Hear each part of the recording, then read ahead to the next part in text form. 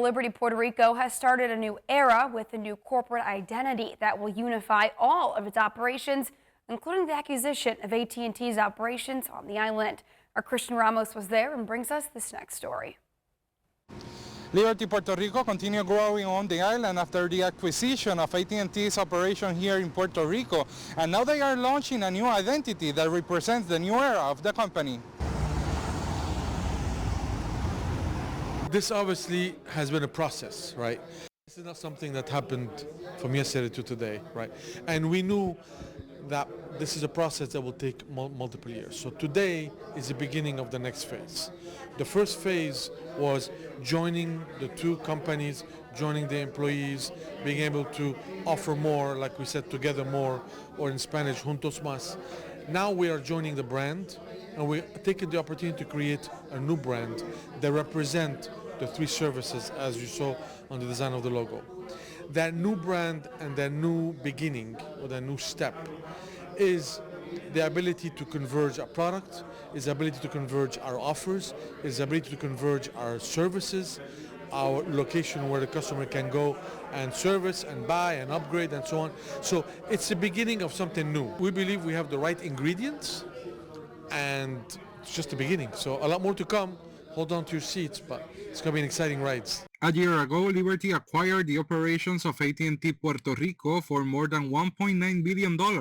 With this acquisition, they became the biggest telecommunication company on the island, with more than 100 points of sales, 2,200 employees, and more than 900,000 clients. Our new identity, which now has our new icon, which is the portal to connection, which is our three screens. And the three screens symbolize our television service, which was our original first service, our internet service, which is our most popular and biggest service today, and our mobile service, which is the new addition from this last year.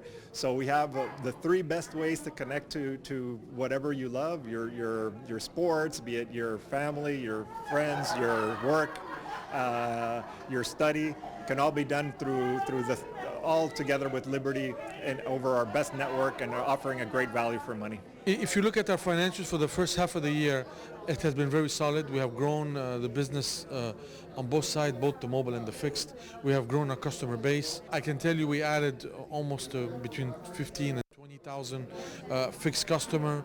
We're adding an equivalent amount in our mobile services, and we're not losing customers. Everybody was afraid, oh, Liberty is going to start losing customers. That is not real. We're actually gaining customer. So, and again, for me, at the end, that is the indication of whether you're doing the right thing, because you would not gain customer if you're doing the wrong thing. Liberty is expecting to finish the fusion with AT&T's operation before the end of the year. Reporting from San Juan, Puerto Rico, Christian Ramos. All right, thanks, Christian. Well, meantime, chairs, people, and members of boards of all enterprises, state-owned companies, and other public enterprises in St. Vincent and the Grenadines have just over 2 weeks to take a COVID-19 vaccine if they want to keep their jobs. Prime Minister Dr. Ralph Gonsalves has issued an order advising that these individuals must get at least the first jab by the middle of next month. They will have to take the second dose when due, otherwise they will suffer the same fate as those who don't take the vaccine at all. They're also being given a choice to be vaccinated by the 15th of October or demit their offices, so that, to take their first vaccine by then, if they haven't taken it yet. I know many of them have. The cabinet, as you know, from the very beginning, we are all vaccinated in the cabinet, and I don't see how we can have the cabinet vaccinated, and we are asking frontline workers, for instance, in the port and the airports, to be vaccinated, and then the people who are running these statutory enterprises or public companies not to be vaccinated. Now, only unvaccinated board chairspersons, members with medical exemptions will continue to remain in their posts. Medical exemption will be allowed on the basis of an acceptable medical certificate provided by a medical practitioner approved by either the chief medical officer or the medical officer of health. The minister with oversight of the board and the prime minister are to be advised of a request for medical exemption. And meantime, COVID booster shots don't appear to produce side effects more severe than that second dose of the vaccine.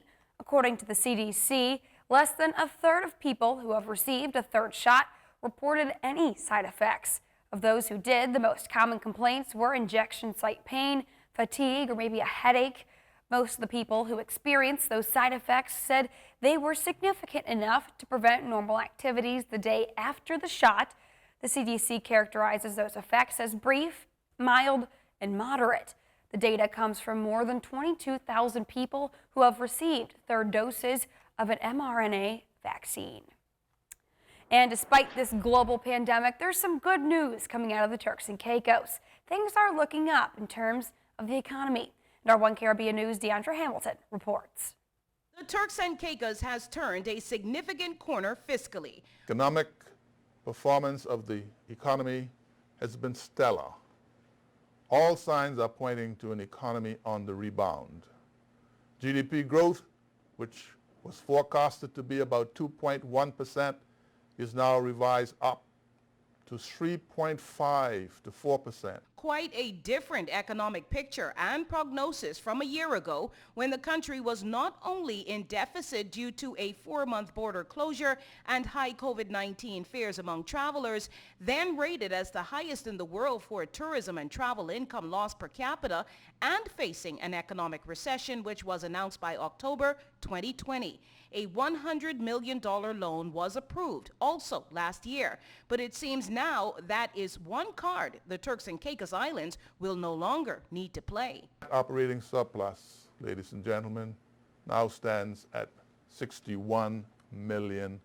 There is no need to borrow to support the budget at this time. During his recent national address, Premier Washington Misick talked about surplus and a rebound, all due to uncommonly high visitor arrivals for summer and record-breaking real estate sales. Shows that during the first half of this year, visitor arrivals increased by approximately 34.5% compared to the same period last year. Current revenue of $165.4 million at August exceeded budget by a whopping $39.5 million.